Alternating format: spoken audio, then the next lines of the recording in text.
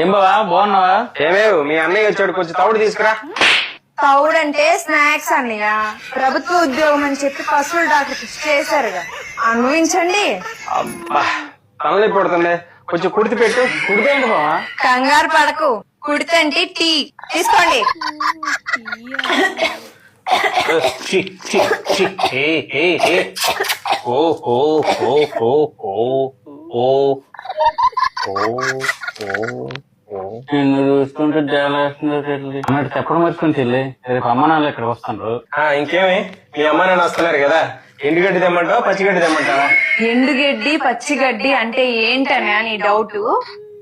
వెజ్జా non వెజ్జా అని అర్థం. సంబంధమే